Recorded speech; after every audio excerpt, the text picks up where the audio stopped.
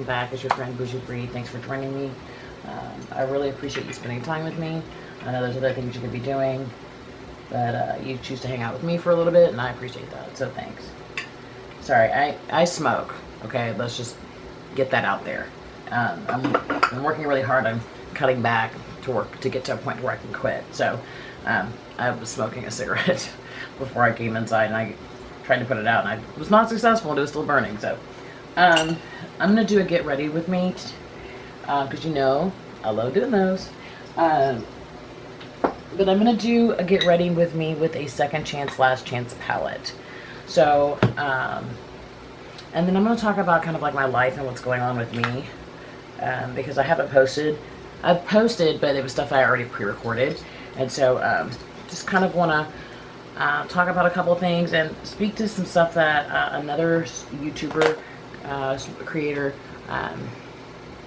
was brave enough to talk about. I don't mind talking about it. A lot of people have comments that are ignorant, and so I don't want to deal with that, and that's why I've never really talked about it freely. But I think this is a great opportunity to do that. So we're going to do a second chance, last chance with the Urban Decay Gwen Stefani palette. That's what we're going to use today. Oh, there's my thing. I've held on to this for so long, and I've only used it, I think, once or twice. So we're going to see. I've done a couple second chance, last chance palettes over the last couple weeks, and I've made some decisions. And actually, this week I decided to let go of 3 of the palettes that I used in this last week's rotation, which you didn't see a video for, and I'm going to explain why. So let's get going. Okay. So let's get my face primed up. I'm going to probably use, I'll use the Ordinary High Adherent Silicone Primer. You've seen me use this before. I'm almost finished with it. I have another one. I really love the Ordinary. A lot of people don't like them. There's some, oh my gosh, it's like almost completely out. There's some controversy with them, I think, but I love them. I don't have a problem with them. I don't know anything about whatever, so that's that. So here's the deal. The reason that I haven't posted or written or accepted any writing opportunities over the last couple of weeks is because I've been dealing with some depression.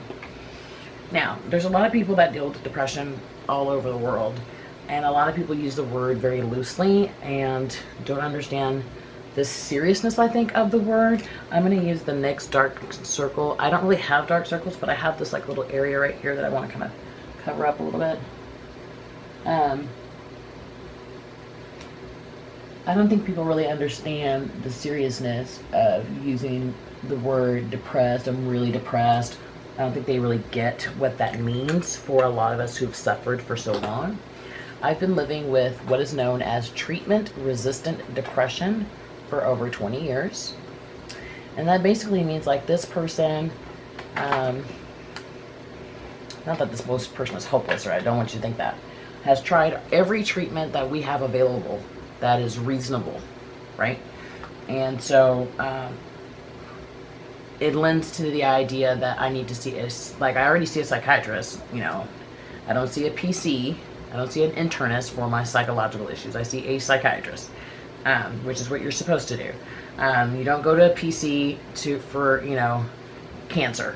You know, they are the ones that refer you out to the specialist that you need to see. So I'm going to be using the Peach Perfect in Sand. So anyway, I see a wonderful doctor who puts up with me. So let me go back a bit. On Tuesday, October 15th, it will be a year since my best friend, my mother, passed away. I was very, very, very, very, very, very close to my mom. Extremely close. Probably codependent, definitely codependent, but my mom was everything to me, and her death, although I knew it was coming and I could see it way before I think the rest of my family could, it still didn't make it easier. Okay, so after my mother died, I was working, and I attempted suicide twice within, I guess, about 6 months period of time. And my doctor kind of got to a place where she thought that we needed to involve my dad. Now, my dad has always known that I've had problems with my emotions and stuff like that. And he's always thought I was bipolar. Which I was diagnosed at one point bipolar, but that's not what the issue is. Like I said, I have treatment-resistant depression and I have borderline personality disorder. No, that does not mean I have multiple personalities. It means I suffer from a disorder in which it makes it very difficult for me to have good interpersonal skills and emotion regulation, etc. Okay, so my mom all this time when she was alive kind of like managed me, like, you know, anything to do with me and my health, she kind of dealt with it because, one, she wanted to. Okay, that was her desire, was to be available and helpful to me at all times. And two, my dad worked a lot and still does at 82. And so my mom was the go-to, you know. So after mother died, my doctor was like, I think I need to talk to your dad. I was like, why? She's like, I don't think he understands, like, what is your diagnosis, what it means, and how serious it is. So I gave her permission to talk to my father, and he was blown away. He had no idea. He's basically, it was like, how does she function? Like, when she feels like this all the time? And she's like, yeah, she feels like this the majority of the time. And when she does feel any kind of joy, it's scary for her because she knows it'll go away. So she just doesn't feel that. She chooses not to feel that way, even if it's available to her, happiness. So once my dad kind of understood, like, how serious borderline personality disorder and depression really are, and my dad is an attorney and a pharmacist. My dad is not an idiot. He knew what medicines I was taking. I think a lot of it is, as a parent, I'm sure, when there's something wrong with your child, I think a lot of times we absorb that that's our fault. Like, we're responsible for it. And that's not true. I mean, genetics are genetics, nature is nature, environment is environment. You know, it's not my parents' fault that I have borderline. It's not their fault. You know, that's not any, it's just what it is. You know, it's what it is. So once my dad kind of understood how serious it was and that I had attempted suicide twice, and no one knew because I isolate a lot. And actually my friend Desiree, who I've talked about a couple of times on my channel, actually reached out to my father and was like, listen, your daughter really needs help. She's really suffering. I don't know if you know this, but she's not well. Desiree lives in San Antonio and I live in Houston, and there's only so much she could do from San Antonio. And she stuck by my side through all of this. Like, she's amazing. She's just amazing. Her birthday is coming up. Anyway, so thank you, Desiree. My dad and I met with my psychiatrist and we came up with a plan. Because believe it or not, this whole time that I've been suffering, I've been fighting. Like, I've been doing my best. I've been giving it my all. I've been really trying my best to, like, to move past the depression. Like, you know what I mean? Like, I've been trying my very best. And that's what my dad didn't understand, is like, I don't understand. My daughter's extremely smart. She's graduated from college and graduate school. She's fine. Like, she's very pessimistic and she has like a snarky kind of attitude, but that's just her. And she's like, no. She's suffering. She's suffering tremendously. And she just doesn't want you to know. And so, and she was right. I didn't want him to know. So, and I've always coped. Like, I've always gotten through it. But instead of getting through it, they both were like, you know, you don't have to keep getting through it. You can get to the other side and you can find happiness. And I was like, nah, man, y'all are out of your fucking mind. There's no way that's going to happen. You know, because that's the way I think. But what we decided, we, you know, kind of looked at my medications and we made a little bit of adjustment. And then we called this place that I'd been to before, called the Second Opinion Clinic here in Houston. It's run by UT Health. And I had been there before to do something called TMS, transcranial magnetic stimulation. And we didn't really notice too tremendous of a difference when I did that. But what had just been approved was ketamine treatments through a nasal spray. Now, ketamine is actually very well known in some areas of the world, and is extremely effective for people with depression. But here in the U.S., we like to use it to get high. Like, that's what we like to do in the U.S. We don't want to use something that's good for mankind. We like to use it in clubs and fucking raves and shit. And so the FDA was really hesitant because that's what it was being used for. It was being brought over here illegally and used to get people to get high. Anyway, so I started this treatment called Spravato. It's a nasal inhalant, and if you know any of my story, I am I have a drug history. I've been clean now. In January it'll be 13 years. I don't do drugs. I don't drink at all. And so the drug of choice that I chose was cocaine. And so taking something and shooting it up my nose was not something I wanted to fucking do. I was not happy about that shit at all. Didn't want to do it. But here we are at the clinic, and that's what they say I have to do. So we did 2 treatments a week. And you're supposed to do it for a month. But I kept getting really, really sick. And they kept telling me it's not the Spravato, it's something else. So finally I did some research on the medications I was taking, and one of them had like a 60% chance of causing nausea. And so I was skipping the twice a week, and I was only going like once a week in the beginning because I was so nauseous. I was so sick all the time. All the time. So once we figured out that it was that medication, we figured that out. We got back on course, and I was doing 2 treatments a week for about 6 weeks instead of a month, because I had to catch up from the treatments that I was behind on. So then I started experiencing, like, I don't know what to call it, like, I kept asking people, is like this happiness? Is this contentment? What is this? Like, I didn't know what it was I was feeling, but I knew it wasn't depression. And I knew that I was feeling better. And being a pessimist, like, I never want to say, like, oh, I feel good. I just don't do that. Because I know that it'll change, right?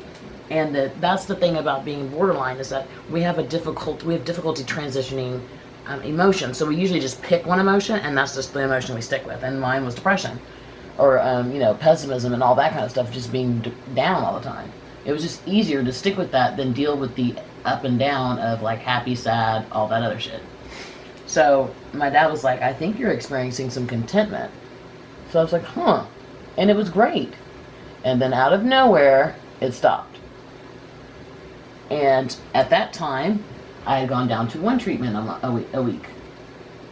And they also noticed in the clinic that like 85% of their patients had experienced the same problem, that when they transitioned from 2 to 1, they were having difficulty. It was like they had never done treatment before. And I became extremely depressed and didn't want to do anything. Didn't want to spend time with the few people that are in my life. Didn't want to spend time with my dog.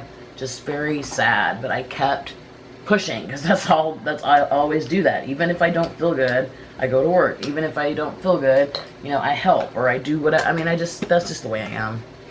It's part of the problem. So, let me see. Okay, we'll do that. So everybody in the clinic was experiencing the same problem. So they thought that maybe it was the batch. It wasn't the batch. The batch was fine. The batch of medication I'm talking about. So then they looked at the way the medicine was being delivered into our noses. So then they started like, shake it before you use it, which I thought was like a given, and I never understood why I didn't have to do that. And then they told us to tilt our head back, and I'm like, duh, that's what you do with. But I'm thinking of it like when I used to do cocaine, I would do a line and I would tilt my head back so it would go back like that. I mean, that makes sense. That's gravity, right? I'm sorry if this is like too much information for you, but I'm just telling you my experience, right? So then they were like, okay, so we're going to go back to 2 times a week. Now I work like 30 hours a week. Then I write. Then I have a dog. I have a house to keep clean. And I will say I keep my house absurdly clean. Like, it's ridiculous how clean my house is. And then I want some time for myself. I like to work out. I like to walk. I like to feed the ducks. I like to crochet. There's a lot of things I like to do, and it was like being absorbed by this time because at the clinic you have to go, you do the treatment, and then you have to stay there for 2 fucking hours, and then you have to have someone pick you up. Like, you can't drive yourself, so it's really inconvenient. But my dad is ride or die for me, and he was like, I got you. That's what we're gonna do. We're gonna do it. We're going. And every time he would pick me up, every time he picks me up, that's 82. I'm almost 40. He's the only person that can take me because he's the only person I have in my life to do this. He like has jazz playing, and I open his car door, and he's like smiling because he has a lot of hope that this is gonna. About to cry. I don't want to cry. That this is gonna help his daughter, who he had no idea all this time was suffering. Hold on.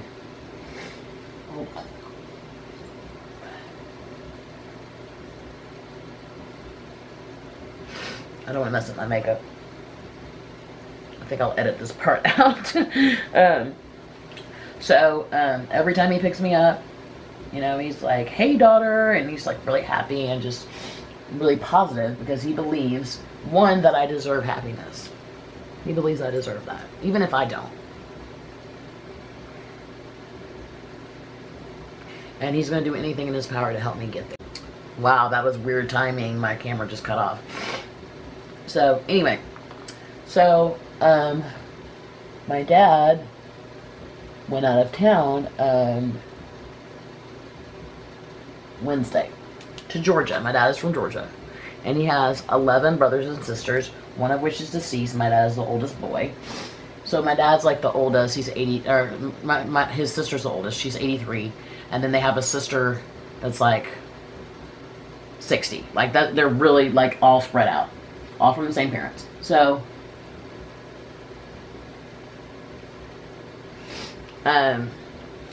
so when he left, I had a lot of anxiety because he's gone right now.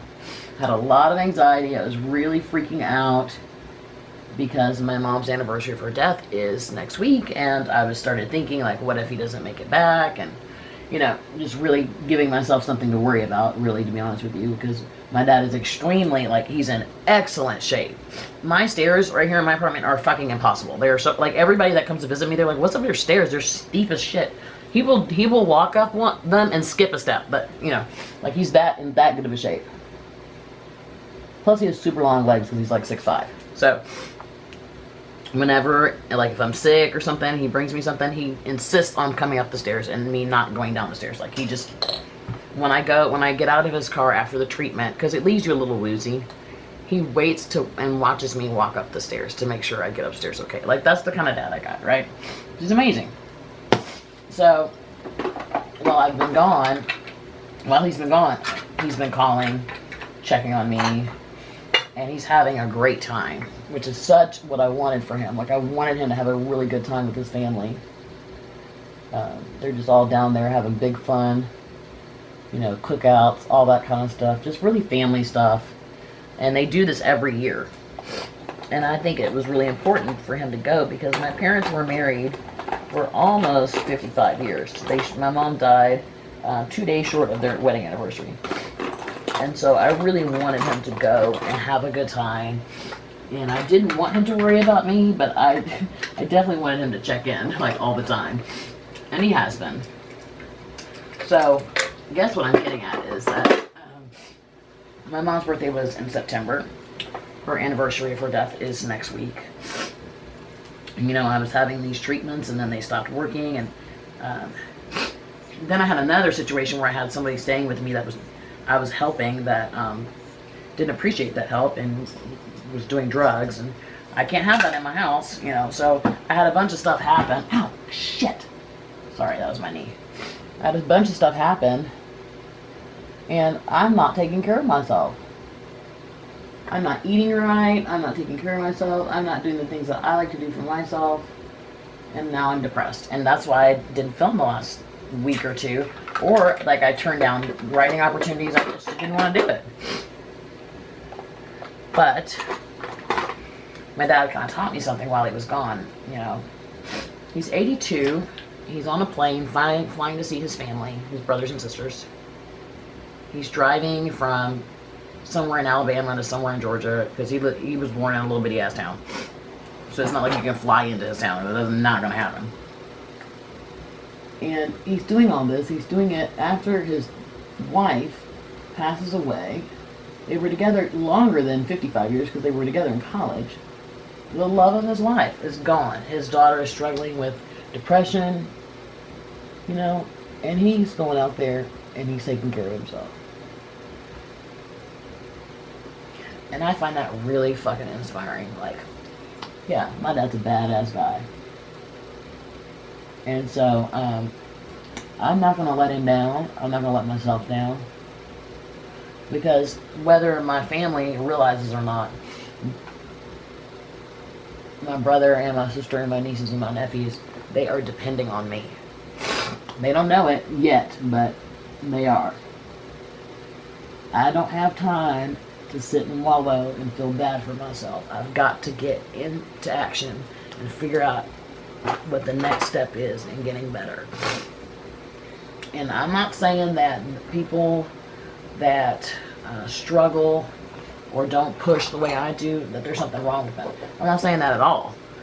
This is the way I have to do it. I can't stand still. I can't lay down. I cannot give up. I just can't. I don't have a choice. Other people need me. And I can't be selfish and only think about what I want. You know, if it was up to me, I would be in heaven with my mother. But one, she would not want that.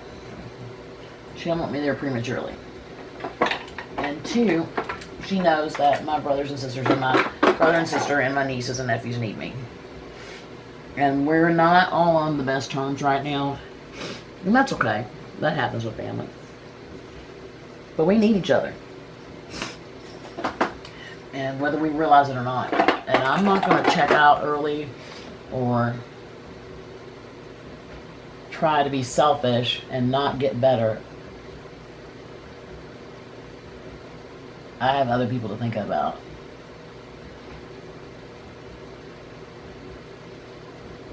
And I think my dad is preparing me for that. I mean, my brother and sister are older than me, but I think naturally I'm more of the leader. And I'm not saying that to disrespect my brother and my sister. Like, I think that's my gift. I'm the leader. I'm the one that's interested in business and stuff like that. You know, and my dad has a lot of different businesses and stuff. And I've got to get my shit together so that I can help my family. You know, so I hope this made sense. And that you understand.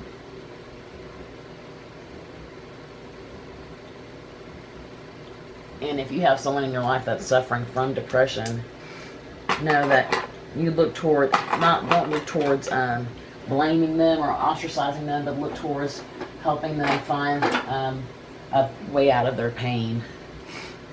Because that's all we want. That's all we want.